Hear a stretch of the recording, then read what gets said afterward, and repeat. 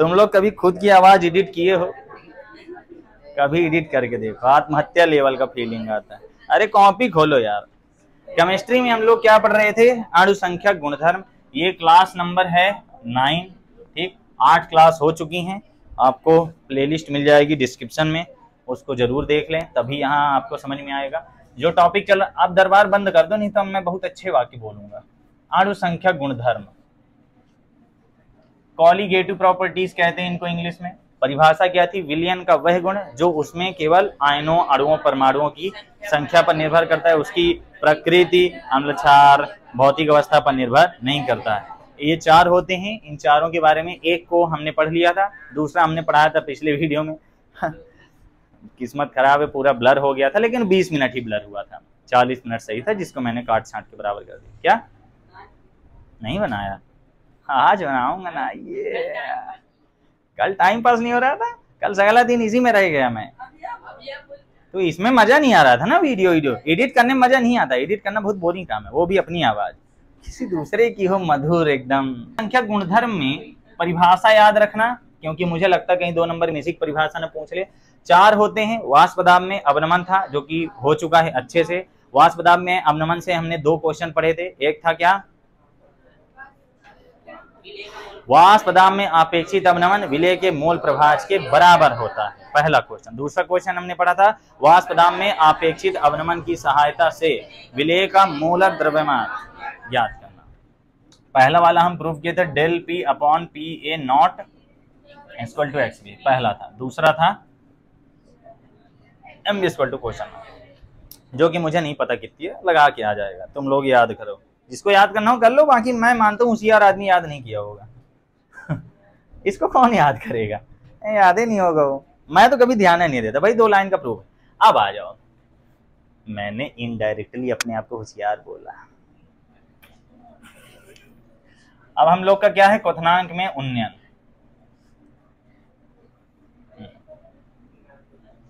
यहां चमक रहा होगा ना। आज जो ब्लर हुआ तो मैं तुम लोग को पिटवा कर, तुम इन लोग के चक्कर में आ हुआ। सबसे आगे यहाँ तनु बैठी थी ना, उसी चक्कर में वो बोलते रहे।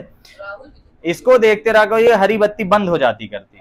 ऐसे ही एक साल जब मैथ लाइव पढ़ाता था यूट्यूब में, तब मैं बकबका रहा हूँ, बैटरी चुप गई है, एकदम वीडियो देख रहा हूँ, सब साइलेंट। अगले पढ़ने में बिजी हैं इतना कि ध्यान नहीं दे रहे। एक बार फिर से मैं चेक कर लूँ। हाँ आज ठीक है, आज ठीक है, हो गया। हम लोग पढ़ने वाले हैं क्वथनांक में उन्नयन। देखो इसको थोड़ा जल्दी जल्दी पढ़ाऊंगा, क्योंकि मैं पहले पढ़ा चुका हूँ, तुम लोग का रिवीजन हो जाए, कॉपी में कोई मत देखना। सबसे पहले हम देखते हैं क्वथनांक क्या है। उसके पहले हम देख लेते हैं कुछ प्रक्रियाओं के बारे में, कुछ घटनाएं, है ना। जैसे यहाँ पे अगर मैं बोल दूं ये ठोस है, ये द्रव है और ये गैस, ये तुम लोग बताओगे, मैं बता चुका हूँ। ठोस से द्रव बनना क्या कहलाता है? द्रव से गैस क्या कहलाता है? क्वथन, वाष्पन कहलाता है। गैस से द्रव बनना क्या कहलाता है? संघनन। और गैस से ठोस बनना क्या कहलाता है? हीमन। ठोस से गैस बनना क्या कहलाता है? ऊर्ध्वपातन। उदाहरण बताने की कोई जरूरत नहीं, सब लोग जानते हो, ठीक है। ये क्या था? क्वथन हमें पढ़ना है, फिर अगले वाले में हमें हीमन पढ़ना है। क्वथन का मतलब होता करता है कि किसी भी द्रव का किस में कन्वर्ट हो जाना? गैस में कन्वर्ट हो जाना। जैसे पानी को गर्म करते हैं तो उबल जाता करता है, उबालना ही क्वथन कहलाता है। आम भाषा में इसे क्या कहते हैं हम लोग? उबालना, ठीक है। आज 2 टॉपिक पढ़ना है, क्वथनांक और हिमांक वाला। एक तो हो जाएगा, दूसरा वाला बहुत सरल है। क्वथन की प्रक्रिया में ये बोला गया कि एक निश्चित ताप पर जो होता है द्रव किस में कन्वर्ट हो जाता करता है? गैस में। और यही प्रक्रिया क्या कहलाती करती है? यही प्रक्रिया क्या कहलाती है? क्वथन। बात समझ में आ गई, ठीक है। इसको क्वथनांक को कहा जाता करता है बॉइलिंग पॉइंट। क्या कहा जाता है? Boiling point. शॉर्टकट में हम इसको बीपी लिखते हैं। बीपी क्या होता करता है? बीपी यानी वह ताप, ये जो ताप होता है यही ताप क्या कहला जाएगा? बीपी। यानी वह ताप जिस पर कोई द्रव गैस बन जाता है क्या कहलाता करता है? क्वथनांक कहलाता है। और यह प्रक्रिया क्या कहलाती है? क्वथन, ठीक है। अब क्वथनांक में हमें यह समझना है कि होता क्या है, और क्वथन की दूसरी परिभाषा क्या है, जो कि 12th लेवल की परिभाषा है। इसमें यह बताया गया कि जैसे जैसे हम ताप बढ़ाते हैं तो उस विलयन का क्या बढ़ता करता है? वाष्प दाब। ये मैं पिछले वीडियो में बहुत अच्छे से बता चुका हूँ, बताया था कि नहीं? जैसे जैसे किसी विलयन का ताप बढ़ाते हैं वैसे वैसे उसका वाष्प दाब बढ़ता है। वाष्प दाब क्या होता है, जैसे मान लो ये पानी भरा हुआ है किसी पात्र में, ठीक है, पानी को जब हम क्या करते हैं, गर्म करते हैं, ये क्या दे रहे हैं, इसको हीट दे रहे हैं। जब गर्म करते हैं तो क्या होता है, गर्म करते हैं तो इसके जो पानी के कण हैं ये किस में कन्वर्ट हो जाते हैं, वाष्प में कन्वर्ट हो जाते हैं। ये सब वाष्प बन गए, है ना। जितना ज्यादा वाष्प निकल रहा है उतना ही ज्यादा क्या होता है, वाष्प दाब। अगर कोई चीज उबाल रहे हो, बहुत तेज वाष्प उसमें निकल रहा है जैसे पानी में अजवाइन डाल दो, बढ़िया वाष्प निकलता है ना। सर्दी में कभी तो किए होगे ना, सर्दी जुकाम खांसी उसके लिए सबसे बेस्ट मेडिसिन है वाष्प, भाप लेना, ठीक है। उसका 500 रुपए रिवम चार्ज लेते हैं, भाप लो बढ़िया ऐसे, एकदम मजा आ जाता करता है। मेरे को तो डॉक्टर लिखता है, डॉक्टर के पास गया, 800 रुपया फीस जमा किया, उसके बाद वो दवाई में क्या लिखा, दिन में 4 बार भाप ले। मैं बोला हैं, ये तो मम्मी रोज बोल रही थी, तो तुम 800 काहे के ले लिए सच में रसीद रखा हूं मैं, अभी रुको अभी दिखाता हूँ। वो पहली दवाई यही लिखा था। अब बाहर आके बोले मशीन है ये 500 रुपए घंटे का लगेगा, वाष्प लो। मैं नहीं दिया नहीं लगवाया। मैं बोला घर जाके फ्री में हो जाएगा, शायद मैं विक्स की गोली लाओ, खिचखिच दूर कराओ। इसको जब गर्म किए तो क्या बन गया, वाष्प बन गया। अब हम जानते हैं कि जितना ज्यादा वाष्प, उसको अगर ऊपर से बंद कर दूं तो इसमें क्या बनेगा, संघनन, तो नीचे की ओर क्या लगेगा, दाब, और यही क्या कहलाता है, वाष्प दाब। अब ज्यादा गर्म होगा ज्यादा धुआं बनेगा, ज्यादा गर्म होगा ज्यादा धुआं, ज्यादा धुआं का मतलब क्या होगा, ज्यादा प्रेशर पड़ेगा ना। जैसे कुकर में सीटी कब बजती है, जब वो बहुत देर में गर्म हो जाता है तो उसमें हवा भरती जाती है। उस सीटी की एक लिमिट होती है कि जब उससे ज्यादा उसको धक्का लगेगा तभी वो ऊपर जाती है ना। तो जब वो बहुत सारा भर जाता करता है, ऐसा थोड़ी कि एकदम कहीं से सुरसुराते भागते रहता है। अब देखो कुकर के हैंडल अगर मम्मी पटक के खोल डाली है, और कभी कभी हो जाता करता है, भारतीय नारी कुछ भी कर सकती है, तो कई बार क्या यहीं से चुचुक जाता करता है, तो उधर का एक तरफ से मुड़ा हवा निकलती रहती करती है, हवा निकलती रहती करती है।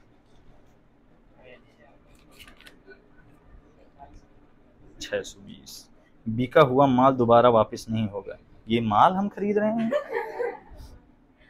माल नहीं खरीद, पानी है, पानी का बिल माल खरीदते हैं हम लोग, फूंकते भी हैं माल।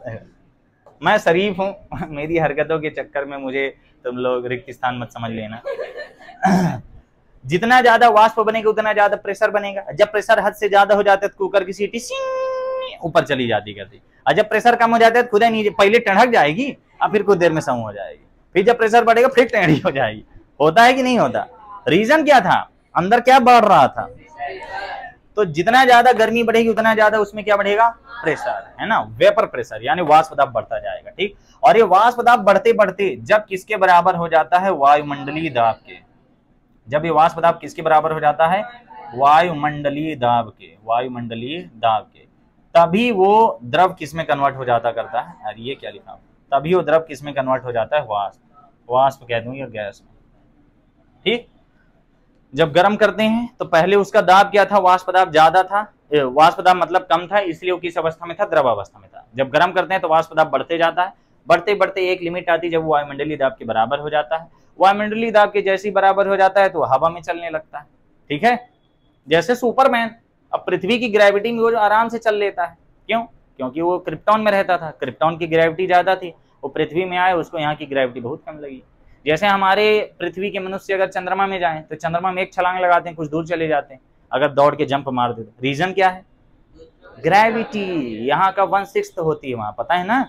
यहाँ अगर आदमी 100 किलो का है, सॉरी, यहाँ अगर आदमी 60 किलो का है तो वहां जाएगा तो 10 किलो का हो जाता है। सच में 6 का भाग दे लो, 6 का भाग दे लो, दशमलव जो भी आए। बस यही बता रहा था, जैसे जैसे द्रव का ताप बढ़ता है, फिर आगे ध्रुव राशि, जैसे जैसे द्रव का ताप बढ़ता है वैसे वैसे उसका वाष्प दाब बढ़ता है। एग्जाम्पल याद रखना, कुकर दी सीटी, सीटी उठ जाती है तो वायुमंडलीय दाब के बराबर हो जाता है, तभी वो किस में कन्वर्ट हो जाता है, वाष्प में। पानी रख के तुरंत धुआं छोड़ दिया, छुरछुरी बम है क्या? नहीं, पानी रखें, कुछ देर गर्म होगा तो वो एकदम पहले चलेंगे इधर उधर, है ना, ऐसे ऐसे बहेंगे, सगलेयान बहेंगे, धीरे धीरे वायुमंडलीय दाब के बराबर होगा। और जैसे ही वायुमंडलीय दाब के बराबर हो जाता है तो धीरे धीरे वो क्या बनने लगता है, वाष्प। और जब उसका वायुमंडलीय दाब से ज्यादा वाष्प दाब हो जाता है तो ऊपर चला जाता है। एक लिमिट आई जब बराबर हुआ, और जब बराबर हुआ और इधर साइड अधिक हुआ, अधिक से कम की ओर क्या लगता है, एक बल, अधिक दाब हुआ, ऊपर कम दाब, तो नीचे से ऊपर की ओर धुआं चला गया। धुआं ऊपर ही क्यों जाता है? क्योंकि धुआं का प्रेशर वायुमंडल के प्रेशर से ज्यादा, उत्प्लावक बल लग गया। इस समय 11th में यही चल रहा है। क्लियर है?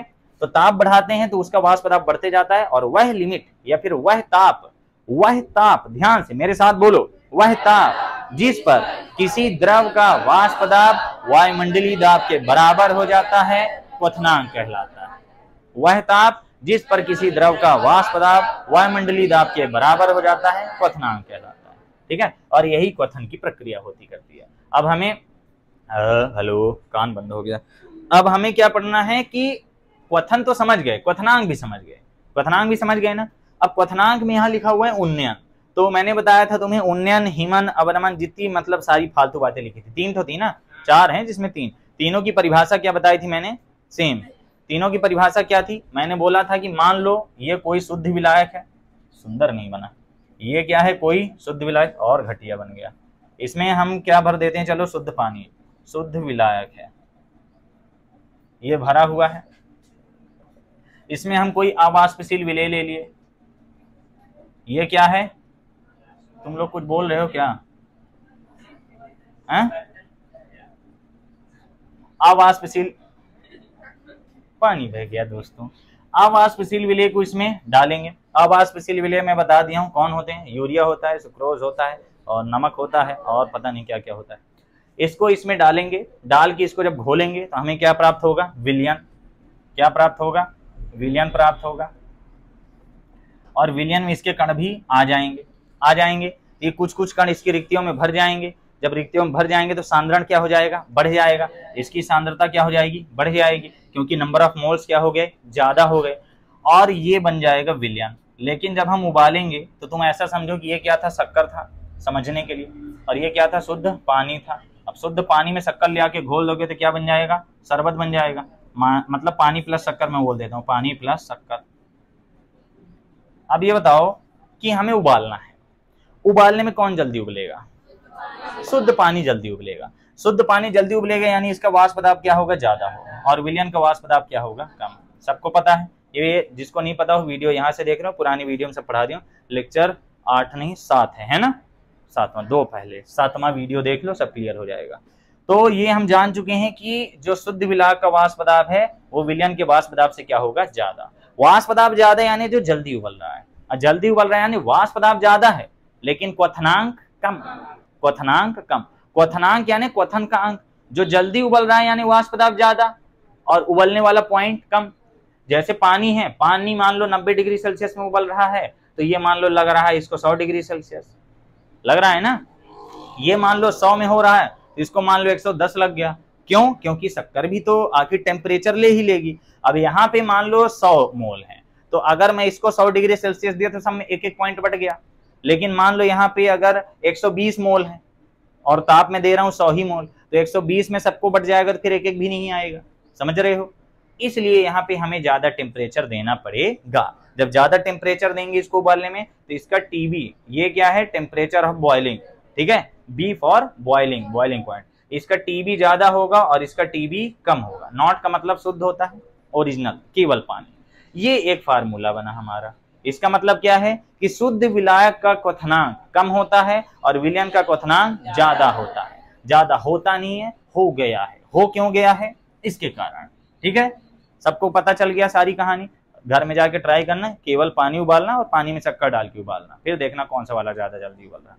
तुम उबलते हुए पानी में 1 चम्मच शक्कर डाल दो, देखना एकदम धनाक से वाष्प दाब कम होता है ना। चाय बनाते हो हमेशा देखते हो शक्कर जनरली लास्ट में डालते होगे कुछ देर बाद, है ना।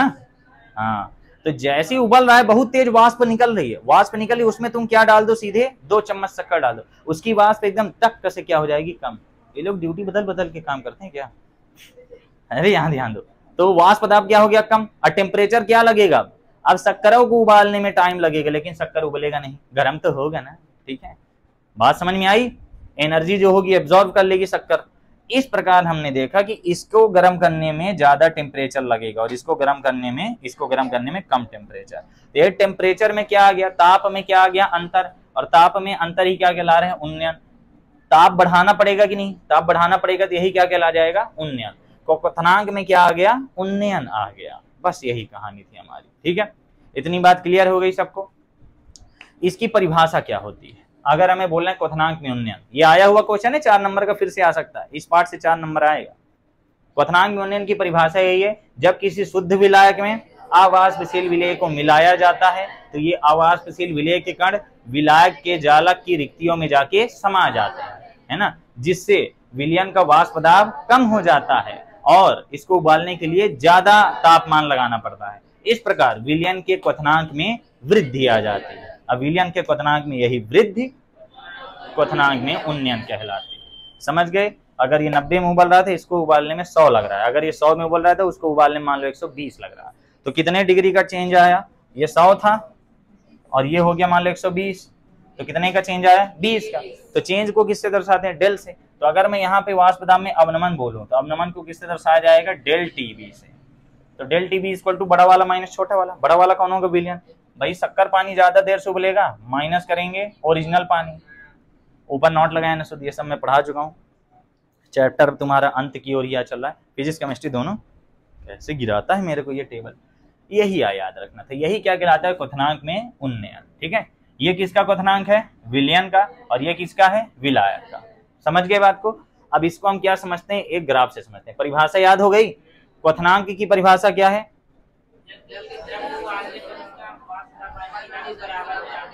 जब किसी द्रव को उबालते हैं तो उस द्रव का वाष्प दाब वायुमंडलीय दाब के बराबर हो जाता है, तो वह द्रव गैस में कन्वर्ट हो जाता है। यह प्रक्रिया क्वथन कहलाती है और जिस ताप पर द्रव गैस में कन्वर्ट होता है वह ताप क्वथनांक कहलाता है। क्वथनांक में उन्नयन भी समझ गए, जब किसी शुद्ध विलायक में अवाष्पशील विलेय को मिलाया जाता है विलयन के वाष्प दाब में कमी आती है और क्वथनांक में वृद्धि हो जाती है। बस इतना लिखना है, दोनों मिला के लिख देना। अब एक इसमें एक्सपेरिमेंट किया गया और इसमें ग्राफ बोला गया, तो ग्राफ तुम लोग ने बनाया होगा कॉपी में, है ना? मैं यहाँ बोर्ड में बना के दिखा देता हूँ। हालांकि ये सब मैं पुरानी वीडियो में बता चुका हूँ। ये वाला समझ लोगे तो अगला वाला सेम टू सेम यही है। इसमें नीचे से ऊपर जाते हैं, उसमें ऊपर से नीचे आएंगे। ये वाला बनना चाहिए। अब तो 2 बार तुम लोग को पढ़ने का मौका मिल रहा है, आ जाओ तो नहीं गड़बड़। हाँ बढ़िया है, बढ़िया है। मिला जो तू यहाँ मुझे,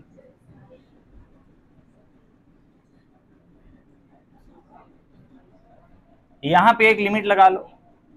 ये लिमिट किसकी है? वायुमंडलीय दाब। ये किसकी है? वायुमंडलीय दाब की लिमिट। हमारे क्वथनांक की परिभाषा ही बोलती है वह ताप जिस पर किसी द्रव का वाष्प दाब वायुमंडलीय दाब के बराबर हो जाए, वही क्या कहलाता करता है? सबसे पहली बात ये बताओ जो हम लोग जानते हैं, सबसे पहली बात कि ताप बढ़ाने पर ही वाष्प दाब भी बढ़ता है। कुकर को गर्म करने पर ही उसमें सीटी ऊपर दबती है, प्रेशर बढ़ते जाता है, प्रेशर बढ़ते जाता है। कहते हैं ना कि अगर सीटी जाम हो जाए तो कुकर छत फाड़ के निकल जाएगा। ऐसा मैंने देखा नहीं, सुना जरूर है। लोकल वाला छत, समझ रहे हो? गरीबों वाला छत, ठीक है? मोदी जी प्रधानमंत्री योजना वाला है, इसको तोड़ के निकल जाएगा। तुम लोग को कैसे पता? कभी लाइव ब्लास्ट देखे हो तुम लोग कुकर का? मैं नहीं देखा, आज यूट्यूब में सर्च करूंगा, शायद हो। यूट्यूब में क्या नहीं है, सब तो है। कहाँ जा रहे हो? बता दिया करो फिर जाया करो।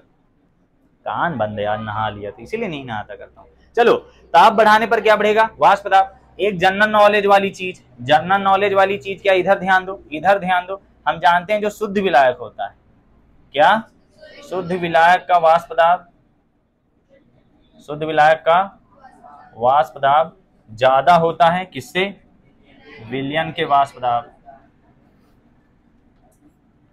ये जी के सबको पता है कैसे होता है, रोज बता रहा हूं। तो मान लो शुद्ध विलायक का वाष्प दाब क्या है? PA0 ग्रेटर देन होगा P। तो यहाँ पे मान लिया ये क्या है? शुद्ध विलायक है और ये क्या है? मान लो विलयन है। तो दोनों का वाष्प दाब हमने बना दिया।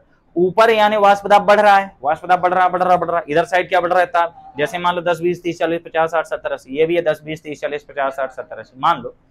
तो ऊपर ज्यादा है यानी ये किसका है? मान लिया शुद्ध विलायक, और ये किसका है? विलयन। अब दोनों पर क्या बढ़ेगा? ताप बढ़ेगा। ताप बढ़ेगा तो इनका वाष्प दाब भी बढ़ेगा। तो लाल वाले, अब देखो ताप बढ़ते जा रहा है तो इधर वाष्प दाब भी बढ़ता जाएगा। ठीक उसी तरह जैसे क्रिकेट में इधर साइड क्या चलता है? ओवर, तो इधर साइड क्या चलता है? रन। जैसे जैसे ऊपर बढ़ता है रन भी बढ़ते जाते हैं। जहाँ विकेट होता है वहां पे गेंद बना देता करता है, होता है ना? ऐसे यहाँ पे समझना है। तो जैसे जैसे इसका ताप बढ़ेगा वैसे वैसे वाष्प दाब भी बढ़ेगा। तो ग्राफ कहाँ जाएगा? ऊपर। एक वक्त आता है जब इसका वाष्प दाब बढ़ते बढ़ते बढ़ते बढ़ते बढ़ते बढ़ते बढ़ते बढ़ते यहाँ पे पहुंच गया। और ये कौन सा पॉइंट हो गया, जहां पर इस विलयन नहीं था, ये शुद्ध विलायक था, ये शुद्ध विलायक का वाष्प दाब, शुद्ध विलायक का वाष्प दाब किसके बराबर हो गया, वायुमंडलीय दाब के बराबर हो गया कि नहीं। ऐसी ही सेम कहानी किस पर चलेगी, सेम कहानी चलेगी हमारे विलयन पर। विलयन का वाष्प दाब भी ताप बढ़ाने पर बढ़ता जाएगा बढ़ता जाएगा बढ़ता जाएगा, और बढ़ते बढ़ते एक पॉइंट आएगा जब ये किसके बराबर हो जाए, वायुमंडलीय दाब की। ये किसका है, विलयन का। किसी को कोई डाउट तो नहीं है ना, 2 बार पढ़ रहे हो उसके बाद भी डाउट है तो दिक्कत वाली बात है। वीडियो में फिर से तो घर नहीं हुआ, मेरे को चेक करना पड़ेगा। सब सही है, सब सही है। आज आखिरकार ये वीडियो बन ही जाएगा, ये वाला बन जाएगा तो अगला वाला इजी है। ताप बढ़ाए, वाष्प दाब बढ़ा, दोनों का वाष्प दाब बढ़ते गया, वाष्प दाब बढ़ते बढ़ते एक वक्त आया जब किसके बराबर हो गया, वायुमंडलीय। इधर साइड ताप भी बढ़ रहा है, दोनों साथ में बढ़ रहे हैं, है ना। जैसे ये ओवर भी बढ़ता है, रन भी बढ़ता है साथ में। तो ये बताओ कि ज्यादा टेम्परेचर किसको लगा,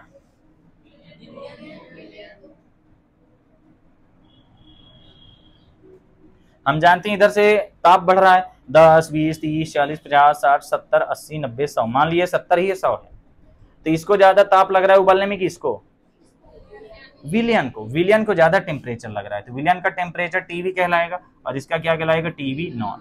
और ये जो डिफरेंस होगा इसी कहेंगे डेल टीवी। ये डिफरेंस क्या कहलाएगा, डेल टीवी। समझ में आ गई बात, बस यही कहानी थी। तो यहाँ पे तुम्हें क्या बता दिया गया कि जो क्वथनांक में उन्नयन आया है, क्वथनांक में उन्नयन, ये वाला अच्छे से समझ लो तो अगला समझ में आ जाए। डेल टीबी ये कितना आ रहा है, बड़ा वाला माइनस छोटा वाला। यहाँ बड़ा कौन आया है, विलयन का, तो यहाँ पे क्या हो जाएगा, TB minus TB naught.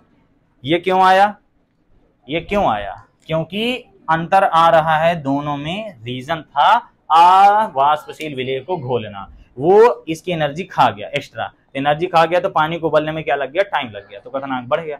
Normal सी बात है। यहाँ एक इंपॉर्टेंट बात आती करती है कि जो क्वथनांक में उन्नयन आता है, क्वथनांक में उन्नयन वो मूललता के समानुपाती होता है, कहते हैं ना। यहाँ पे नॉर्मल सी बात है कि जो क्वथनांक में उन्नयन है, क्वथनांक में उन्नयन इंपॉर्टेंट बात है, यहाँ तक करना होगा पेपर में, वो किसके समानुपाती होता करता है, मूललता। मूललता जाहिर सी बात है विलयन की होगी, और मूललता किससे दर्शाई जाती है, स्मॉल एम से, पता है सबको, स्मॉल एम से दर्शाते हैं। इसका मतलब क्या हुआ, अगर मैं फार्मूले के रूप में लिखूं तो डेल टीबी प्रोपोर्शनल क्या आ जाएगी, स्मॉल एम, और ये जब डेल टीबी हटेगा तो यहाँ पे आ जाएगा केबी इंटू स्मॉल एम। केबी क्या हम बताते हैं, पहले इसको समझ लो। मोललता का मतलब होता है नॉर्मल भाषा में स्मॉल एम इक्वल टू विलय के मोलों की संख्या बटे विलायक का द्रव्यमान होता है। विलायक के द्रव्यमान को मारो गोली, सिर्फ विलय की संख्या पर ध्यान दो। जितने ज्यादा विलय घोलेंगे उतना ज्यादा हमें ताप बढ़ाना पड़ेगा, सामान्य सी बात है। जितना ज्यादा पानी में शक्कर घोलोगे उसको उबालने के लिए उतना ही ज्यादा टेम्परेचर लगेगा, सही बात है ना। जैसे लकड़ी है, जितनी मोटी लकड़ी रखोगे उतने ज्यादा देर तक उसको लाइटर लगाए रखना पड़ेगा, ठीक। लाइटर से बस एक ही चीज दिमाग में आती है ना, बड़े गंदे लोग हो। मान लो आग जला रहे हैं, तो जितनी मोटी लकड़ी रखोगे उतना देर तक उसमें आग लगाए रखना पड़ेगा, तभी पकड़ेगी आग। पतली सी लकड़ी है, मान लो अरहठा है बढ़िया और पतला पतला है ना, उसको तोड़ के बड़ा मजा आता करता है। लेकिन एक बार मम्मी मेरे को तोड़ दी थी, झाड़ू की लकड़ी लगाए हिना लायक नहीं था, झाड़ू की लकड़ी नहीं लगाते है ना। वैसे आग लगाने के लिए कुछ मिलता ही नहीं, तो कूचा मिलता है, वही रख, बड़ा जल्दी चलेगा। लेकिन कूचा मिले, कभी कूचा मार खाए हो तुम लोग? बाहर के लोग कूचा ना जानते होंगे, ब्रूम स्टिक कहते हैं उसे, ब्रूम स्टिक ही कहते हैं, हाँ कहते हैं। यहाँ पे यही बताया जा रहा है कि जैसे जैसे आप मोललता बढ़ाओगे, यानी मोलों की संख्या बढ़ाओगे, पानी में जितने ज्यादा शक्कर के अणु घोलोगे उतना ज्यादा उसको क्या करना पड़ेगा, गर्म करना पड़ेगा, और उतना ही ज्यादा इसमें क्या आएगा, अंतर आएगा। मान लो तुम पहले 1 चम्मच शक्कर डाले थे तो यहाँ पे ये गर्म हो रहा था, 2 चम्मच डाल दिया तो थोड़ा और बढ़ गया, 3 चम्मच डाल दिया थोड़ा सा और बढ़ गया, तो तापमान क्या होता जाएगा, विलयन का बढ़ता जाएगा। विलयन का ताप बढ़ता ही जाएगा अगर तुम मोल घोलते जाओगे तो। समझ गए बात को? इसी को क्या कहा गया, मोललता के समानुपाती होता है। मोललता के समानुपाती का सामान्य सा मतलब है मोलों की संख्या के समानुपाती। मोलों की संख्या के समानुपाती का सामान्य सा मतलब है अणु संख्या गुणधर्म। हो सकता है पेपर में आ जाए 2 नंबर में, सिद्ध कीजिए कि क्वथनांक में उन्नयन एक अणु संख्या गुणधर्म है, तो सिर्फ इतना प्रूव करोगे। कान क्यों बंद है? अगर 2 नंबर में आता है प्रूव करो कि क्वथनांक में उन्नयन एक अणुसंख्यक गुणधर्म है, सिद्ध कीजिए, तो बस इतनी सी बात बता दो। मोललता के समानुपाती यानी अणुओं की संख्या आ रही यानी अणुओं की संख्या पर निर्भर करता है, XB के बराबर प्रूव कर देंगे। इतनी बात क्लियर होगी। अब यहाँ पे एक चीज आती करती है XB। सब क्लियर है ना? जिसको वीडियो ना समझ में आया होगा, मैं जानबूझ के थोड़ा तेज पढ़ाया हूँ, दोबारा देख लेंगे, सब समझ में आ जाएगा। What is KB? KB क्या है? मोलल क्वथनांक उन्नयन स्थिरांक। तुम्हारे स्कूल के कोई मास्टर मुझे अनपढ़ बोल रहे थे। 11th वाले बताते हैं। नहीं, वो झूठ ना बोलेंगे, 2-3 लोग पे मुझे भरोसा है, पुराने लड़के हैं ना। लड़के नहीं बता रहे, लड़कियां बता रहे, लड़कियों के बैच में बोल रहे थे। हाँ, तुम लोग से नहीं बोलेंगे, लड़कों से नहीं बोलते हैं, वो सोचते हैं लड़कियां आके बताती ना होंगी। बायो के लिए बोल रहे थे, बोले ये अनपढ़ सब टीचर हैं, ये बायो पढ़ाने लगे हैं। अरे शांत रहो, नाम नहीं लिया जाता यार, वीडियो चालू है। नाम मत लो, वो एडिट में ढूंढना पड़ता है। यही बोल ही रहे थे, बोले कि आजकल मैथ वाले टीचर बायो पढ़ाने लगे हैं, अनपढ़ कहीं के। मैथ है तो मैथ पढ़ाए ना, बायो हम इतना बढ़िया पढ़ाते हैं, क्लास में कोई पढ़ने नहीं आता है, हम इतना बढ़िया बायो पढ़ाते हैं, सब मुंह उठाए चले जाएंगे उस अनपढ़ से पढ़ने। अनपढ़ कहीं का अनपढ़। आज से मैं बाएं हाथ से लिखूंगा दोस्तों। सरकारी टीचर उसी स्कूल में बोल रहा है कि 500 रुपए फीस तो मैं पढ़ा दूंगा, जबकि उनकी 80,000 महीना आ रही है। मोलल का मतलब यहाँ पे 1 मोल लिया जाएगा। जैसे हम ले रहे थे, ये था 1 किलोग्राम विलायक ले लो, ये क्या है 1 किलोग्राम विलायक। पहले मात्रा फिक्स नहीं थी, अब यहाँ पे मात्रा क्या कर दी गई है, फिक्स। 1 किलोग्राम विलायक में अगर ये पानी है, इसमें मैं 1 मोल क्या डाल दूं, अगर शक्कर डाल दूं, 1 मोल क्या डाल दूं, शक्कर, तो ये कहलाएगा मोललता, स्मॉल m कहलाएगा। स्मॉल m इक्वल टू क्या कहलाएगा, ये होता करता है NB/WA, किसमें, kg में, कहलाता है कि नहीं। तो अगर मैं यहाँ देखूं कि 1 मोल डाला हूं और बट्टे में कितना है, 1 kg है, तो इसको मैं 1 मोल पर kg बोल सकता हूं, ठीक है। तो मोलल का मतलब यही है कि 1 किलोग्राम विलायक में यदि 1 मोल विलेय डाल रहे हो, कैसा विलेय, अवाष्पशील विलेय, 1 किलोग्राम विलायक में यदि 1 मोल अवाष्पशील विलेय घोला जाता है, तो इसके बाद क्वथनांक में जो वृद्धि होती है, अब यहाँ पे क्या होगी, क्वथनांक में वृद्धि होगी कि नहीं, डेल टीबी आएगा कि नहीं। इस कंडीशन में जो क्वथनांक में वृद्धि होती है, यही कहलाता करता है मोलल क्वथनांक उन्नयन स्थिरांक। मोलल यानी 1 मोल पर केजी की बात करना, मोलल यानी मोललता वाली बात करनी। तो हमें क्या करना है, 1 मोल अवाष्पशील विलेय को 1 किलोग्राम विलायक में घोलने पर विलयन बनेगा। अब विलयन बनेगा तो उसमें क्या होगी, क्वथनांक में वृद्धि आएगी। तो परिभाषा क्या बोलोगे, 1 मोल अवाष्पशील विलेय को 1 किलोग्राम शुद्ध विलायक में घोलने पर विलयन के वाष्प दाब में, क्वथनांक में, विलयन के क्वथनांक में जो वृद्धि उन्नयन होता है, विलयन के क्वथनांक में जो उन्नयन, विलयन के क्वथनांक में जो वृद्धि होती है, वही कहलाती करती है मोलल क्वथनांक उन्नयन स्थिरांक, डिनोटेड बाय KB। ठीक है, यहाँ पे हम जानते हैं, चूंकि हम क्या जानते हैं, डेल टीबी। बात समझ में आई?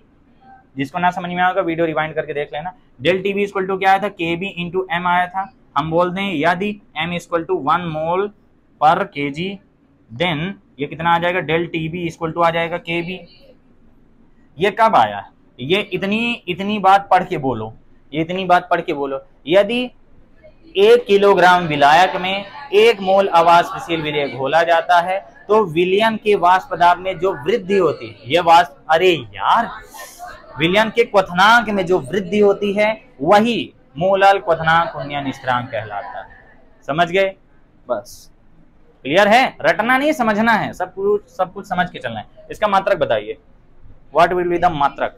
सबसे पहले हम यहाँ से KB की वैल्यू ला लेंगे, तो यहाँ से KB की वैल्यू कितनी आ जाएगी, ये आ जाएगी डेल TB/M, केल्विन है, यह आ जाएगा केल्विन kg प्रति मोल, या फिर क्या आ जाएगा, kelvin kg mole inverse. Paper मात्रक शायद पूछ ले, केमिस्ट्री में विमी सूत्र नहीं आते करते हैं, ठीक है। इसके बाद ये टॉपिक हो गया कंप्लीट, परिभाषा क्लियर हो गई, ग्राफ क्लियर हो गया, सब बता दिया। परिभाषा लिखी हुई, किलोग्राम विलायक में 1 मोल अवाष्पशील विलय मिलाने पर विलयन के क्वथनांक में जो वृद्धि होती है उसे मोलल क्वथनांक गुणन स्थिरांक कहते हैं, ठीक। केमिस्ट्री की नोट्स देख लीजिए वीडियो वाले, और ये केमिस्ट्री की पूरी नोट्स आपको कहाँ मिल जाएगी, केमिस्ट्री की पूरी नोट्स आपको इस वीडियो के डिस्क्रिप्शन में जाएंगे तो ऐप का लिंक मिलेगा, ऐप में आपको परचेज करना होगा, ऑफर के तहत 500, ऐसे प्राइस 1000 है। और ये सारी नोट्स आपको मिल जाएगी क्लास 12th की केमिस्ट्री की, जो भी आना है इसी से आना है, ये पूरी शुरू से लास्ट तक की। चलो ये वाला डन। अब हम लोग का अगला टॉपिक आता है कौन सा, अरे पहले इसका मोलर द्रव्यमान तो ला लें। सब टॉपिक में एक कॉमन टॉपिक है, वो कौन सा है, मोलर द्रव्यमान लाना, ठीक है। मोलर द्रव्यमान लाने के लिए हमारा टारगेट, अरे यार मोलर नहीं मोलर द्रव्यमान, किसका, विलेय का। ये सब में आता ही आता है, बहुत सरल होता है। सब लोग यहाँ ध्यान दो, क्या ढूंढ रहे हो, चोर सिपाही खेल रहे हो। एक तो लड़की हो तुम लोग, तो थोड़ा इज्जत से बोलता हूँ तो तुम लोग फिर चना के झाड़े में चढ़े आते हो। इसीलिए कहता हूँ जब कोई आदमी सामने वाला अच्छे समझा रहा है तो अच्छे समझाओ। तुम लोग ये तो नहीं बोले ये इज्जत से क्या बोल रहे हैं, वो मैं इज्जत से क्या बोल रहा, रौद्र रूप बड़ा गंदा है। तो डेल टीबी इक्वल टू क्या होता करता है, के बी इंटू, पहले तो प्रोपोर्शनल होता है ना, प्रोपोर्शनल एम, तो अगर हम हटाएं डेल टीबी इक्वल टू क्या आ जाएगा, के बी इंटू एम। हम जानते हैं एम की एक वैल्यू होती है, टीबी इक्वल टू क्या आ जाता है, के बी, ये हो जाता करता है N B upon W A होता है। डब्ल्यू ए किस में होगा, केजी में होगा, ये है चलो केजी में। यहाँ बस एन बी की वैल्यू रख दो, del T B equal to क्या आ जाएगा, K B into N B की वैल्यू होगी W B upon M B into W A आ गया। डब्ल्यू ए किस में, केजी में। अब हमें वैल्यू किसकी लाना है, एम बी की। एम बी को इधर लाओ, इसको इधर लाओ, इंटरचेंज कर दो, इंटरचेंज। ये एम बी इधर आ गया, एम बी इक्वल टू आ गया K B into W B upon del T B into W A किसमें, केजी में। बस आंसर आ गया। ये कभी नहीं याद करना है, ये याद करना है। इनके न्यूमेरिकल जैसे ही चैप्टर हो जाएगा, लाइंस एनसीईआरटी का एक न्यूमेरिकल लगाएंगे, ठीक। पहले शिवलाल के कुछ बेसिक के करा दूंगा ताकि प्रैक्टिस हो जाए, फिर एनसीईआरटी वाले, ठीक है। अब बताओ इसमें कोई दिक्कत, पिछला वाला थोड़ा बड़ा था जब वाष्प दाब वाला लाए थे, ये वाला थोड़ा सा क्या है, छोटा है। क्लियर हो गया। इसके बाद आता करता है अगला टॉपिक जिसका नाम है हिमांक में अवनमन। ये था क्या, हिंदी में क्या बोलते हैं बताओ, विलेय का आणविक द्रव्यमान। ये क्या है, मोलल क्वथनांक उन्नयन स्थिरांक। ये क्या है, विलेय का दिया गया द्रव्यमान, दिया गया ना बोलोगे तो भी चलेगा। डेल टीबी क्या है, क्वथनांक में उन्नयन, किसके क्वथनांक में उन्नयन, विलयन के क्वथनांक में उन्नयन। डब्ल्यू ए क्या है, विलायक का द्रव्यमान। केबी की परिभाषा क्या थी, जब 1 मोल अवाष्पशील विलेय को 1 किलोग्राम विलायक में डाले हैं तो विलयन के क्वथनांक में वृद्धि होती है, जितनी वृद्धि होती वही केबी। जैसे तुम लोग दर स्थिरांक नहीं पढ़े थे, दर स्थिरांक जैसा ही तो है। जब विलयन का सांद्रण 1 मोल प्रति लीटर हो तो अभिक्रिया की दर ही दर स्थिरांक कहलाती है। ऐसी ये नई हेडिंग शुरू होती है गाइस, जो कि जल्दी खत्म हो जाएगी 10 मिनट में। नई हेडिंग का नाम 3 नंबर वाली है, इसका नाम था हिमांक में अवनमन। हिमांक में अवनमन, डिप्रेशन इन फ्रीजिंग पॉइंट। हिमांक को क्या कहते हैं, फ्रीजिंग पॉइंट, फ्रीजिंग पॉइंट, इसको एफपी कहेंगे, ठीक है। हिमन क्या है, एक प्रक्रिया है। इसमें कौन सी प्रक्रिया हमें पढ़ना है, हाँ वो तो मैं देख लिया। हिमन एक प्रक्रिया है, हिमन एक प्रक्रिया है जिसमें क्या हो रहा है, द्रव कन्वर्ट होता है किसमें, ठोस में। सब बच्चों वाली चीजें सब लोग जानते हो। और हिमांक क्या हो जाएगा, वह ताप जिस पर कोई द्रव ठोस में कन्वर्ट होता है ना, बच्चों वाली चीज। अब यहाँ पे हमें थोड़ा सा क्या करना होगा, चेंज करना होगा। 12th वाली परिभाषा क्या है, यहाँ पे 12th वाली परिभाषा क्या है, यहाँ पे उसकी ठोस अवस्था के वाष्प दाब के बराबर हो जाए। यहाँ जो भी बात की जाती करती है वाष्प दाब के रिस्पेक्ट में की जाती है। जैसे अगर मैं ग्राफ बोलूं, यहाँ पे ताप था जो कि इधर बढ़ रहा था, और यहाँ पे क्या था, वाष्प दाब था जो कि इधर बढ़ रहा था। एक लिमिट बनाई थी हमने, और ये क्या थी, वायुमंडलीय दाब की थी, ठीक है। ठीक, अभी हम जान रहे थे अगर विलयन को गर्म करते हैं तो इसका वाष्प दाब बढ़ते बढ़ते बढ़ते बढ़ते बढ़ते बढ़ते कहाँ चला जाता है, वायुमंडलीय दाब के बराबर हो जाता है। लेकिन अगर मैं इसको ठंडा करूं तो रिवर्स गियर में नहीं जाएगा क्या, ठंडा करूं यानी ताप का हमारा इधर डायरेक्शन लाता। मान लीजिए 0 है, ये 10 है, ये 20 है, ये 30 है, ये 40 है और ये 50 है, ठीक है। यहाँ पे मान लो कोई विलयन था जो इस कंडीशन में था, 30 डिग्री में था, 30-35 था, 35 डिग्री में। हम इसको क्या कर रहे हैं, ठंडा कर रहे हैं। ठंडा कर रहे हैं यानी फ्रिज में डाल दिए, फ्रिज में डाल दिए यानी उसका ताप क्या कर रहे हैं, कम। जब ताप कम कर रहे हैं तो उल्टा प्रोसेस होगा। उल्टा प्रोसेस क्यों होगा, क्योंकि हमने जो प्रोसेस पढ़ा था वो ये था कि ताप इज प्रोपोर्शनल टू वाष्प दाब। ताप बढ़ाएंगे वाष्प दाब बढ़ेगा, तो अब उल्टा देख लो, ताप घटाएंगे वाष्प दाब घटेगा। किसका, द्रव का।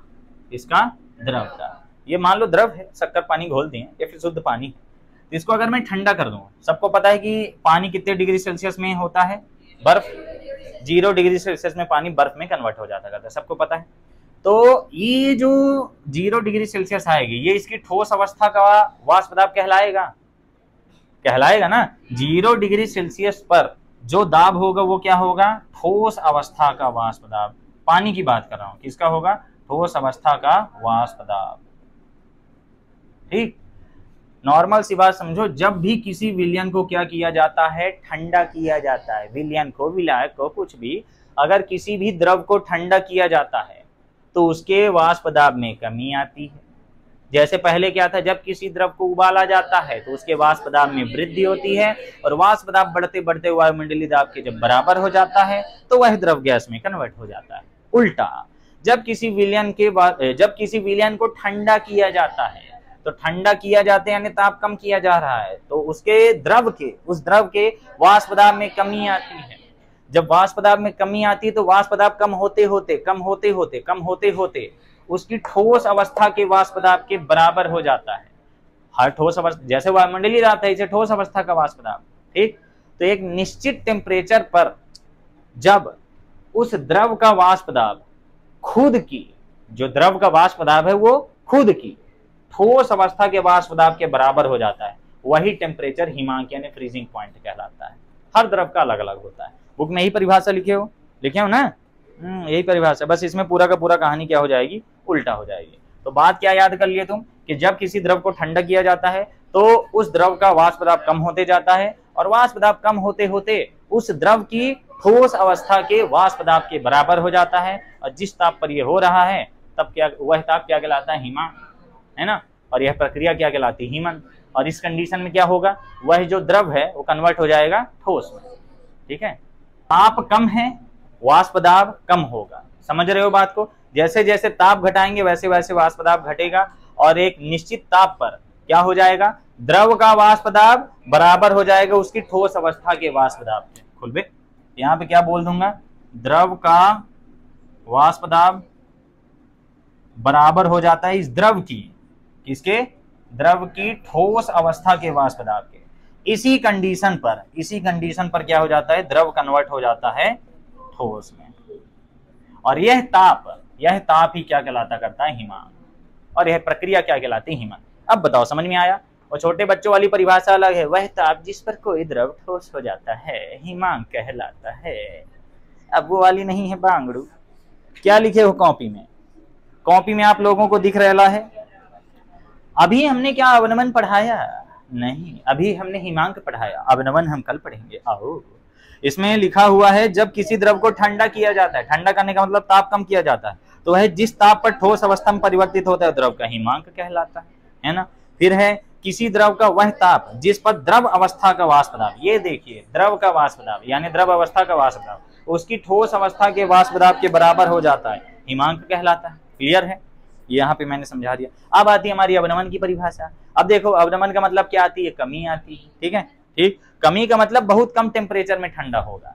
ठीक है, ठंडा होने का मतलब यहाँ बर्फ से है। लिखा है शुद्ध विलायक में अवाष्पशील विलय मिलाने पर विलयन के वाष्प दाब में कमी आती है, अतः विलयन के लिए ठोस एवं द्रव अवस्था में साम्य अवस्था का मान शुद्ध विलायक की तुलना में निम्न ताप पर होता है। ठीक, इतना डिटेल में लिखना होगा, ना लिखना होगा मत लिखना, नॉर्मल सा लिख देना।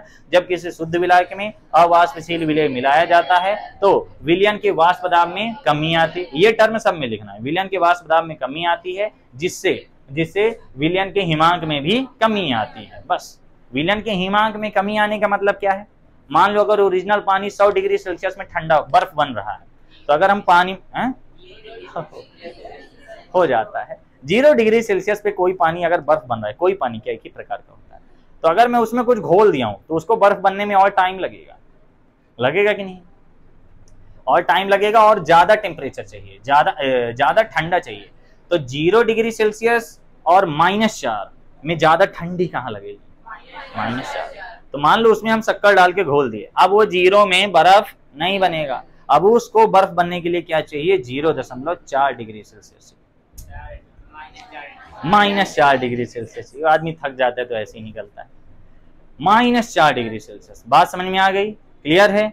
क्या बोला मैंने? अगर पानी 100 डिग्री सेल्सियस में बर्फ बन रहा था, अरे यार, अगर पानी 0 डिग्री सेल्सियस, 0 बोला हूं ना, हाँ, अगर पानी 0 डिग्री सेल्सियस में बर्फ बन रहा था तो शरबत को बर्फ बनने के लिए 0 से भी कम तापमान चाहिए। -4, -5, कश्मीर बना दो साला, -6, है ना? मैं ये सोचता हूँ वहां तो पानी बर्फ बन जाता है, तो हमारी जो पेट में पानी भरा है वो भी बर्फ बन जाएगा। ये निकलेगा कैसे? सोचने वाली बात। वो तो अंदर पत्थर बन गया ना। नहीं मतलब नहीं, शरीर का तापमान गर्म होता है, शरीर का तापमान। इसीलिए ठंडे प्रदेशों में बियर पीना पड़ता है। बियर नहीं पियेंगे तो मर जाएंगे। ठीक, हिमांक क्लियर है? हिमांक में अवनमन बस 5 मिनट का है। अगर तुम क्वथनांक में उन्नयन समझते हो, सुन लो, अगर क्वथनांक में उन्नयन जानते हो तो उन्नयन का सब अपोजिट कर दो, हिमांक में अवनमन बन गया। यहाँ तक कि ग्राफ भी सेम है, बस यहाँ एक चीज आ जाती करती, साम्यावस्था, जिसको हम कल पढ़ेंगे। और कल हम लोग का रहेगा परासरण दाब के बारे में, और परासरण दाब सब लोग जानते हो बहुत सरल है। ठीक है, परसों हमारी थ्योरी कंप्लीट हो जाएगी, उसके बाद हम लोग आएंगे न्यूमेरिकल में। तो न्यूमेरिकल लगाने के लिए आप एनसीईआरटी बुक अपनी नजरों के सामने बुक के पास रखें और अच्छे से पढ़ाई करें। वीडियो खत्म होता है, टाटा बाय बाय। बुक के पास बुक रखें। अरे नोट्स यार, तुम समझते नहीं हो।